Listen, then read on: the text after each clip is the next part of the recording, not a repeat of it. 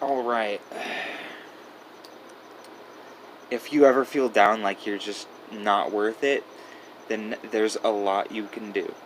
A lot of productive things for yourself that you can perform in and become one of the most living, or most badass living individuals. And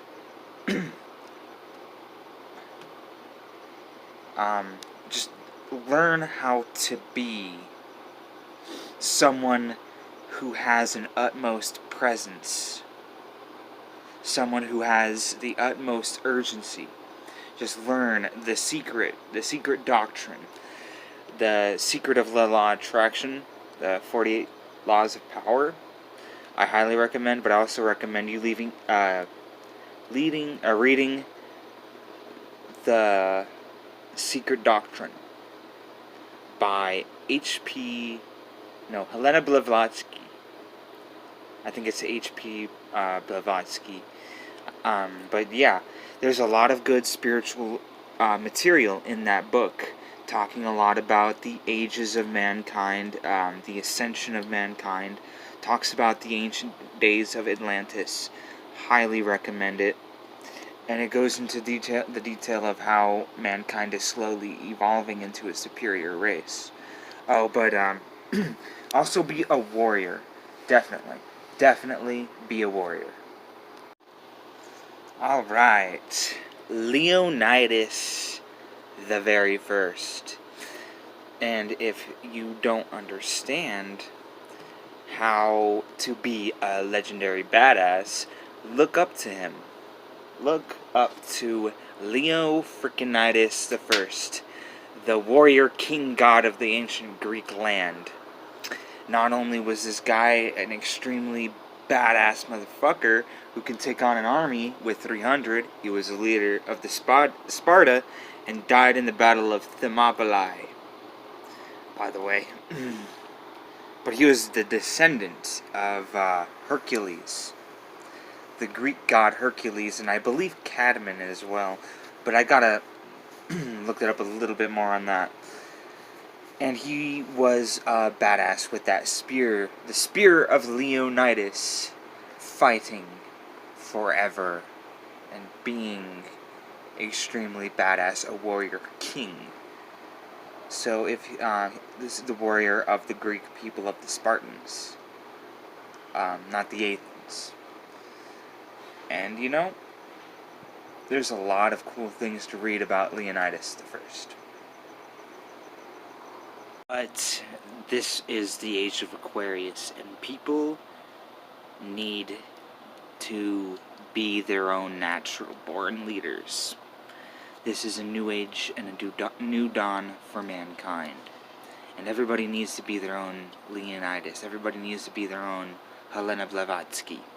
Everybody needs to be their own H.P. Lovecraft. Everybody needs to be their own Necronomicon. Simon. They need to be their own Simon. Everybody. Like, whether or not it's pen is mightier than sword, or you're like Leonidas, where spear is more powerful, mightier than sword.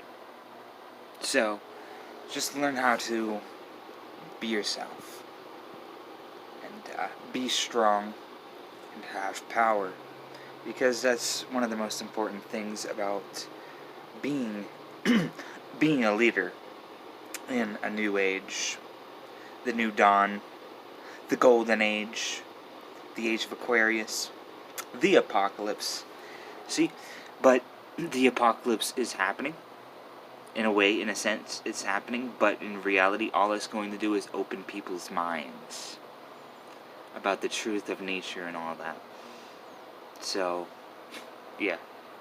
Because in the golden age of mankind, and probably every single golden age of mankind, Prometheus has always come down and always given the spark of the fire to humankind, teaching them fire, how to create fire, teaching them how to create a stone wheel, whatever symbolically we want that to represent. But it represents another part of human nature, where they slowly, steadily advance to the next level. The golden age will absolutely grow. the Golden Age will become more and more and more apparent. So might as well be more like a warrior king while you're at it. Become a master of yourself, or a leader. Be a leader and indulge in many different fantasies. And maybe you can even be a follower. You can even be a little follower following someone else. Because everybody has a fan base. Everybody does. Especially the leaders. In the Golden Age, we will become messengers and warriors and kings of the gods. We won't bow down to another religion. We won't bow down to a god. We will become equal to Zeus, Hercules, Aphrodite, Athena, battle goddess Athena, Easter, or the Ishtar is the English interpretation of that.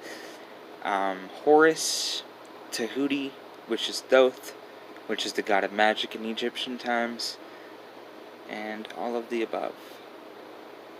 Mankind will become more like messengers of the gods, battle material for the gods, or they will become consorts and lovers for the gods. And there's a whole fascination with the romance in general. In Greek mythology, you'd be surprised. Greek, Roman, even Egyptian, and every single pagan archetype, there's always a lot of romance. In all the mythologies around the world, there's always going to be a romance. So, take what you learn from what the Golden Age has to tell you, and you'll be fine.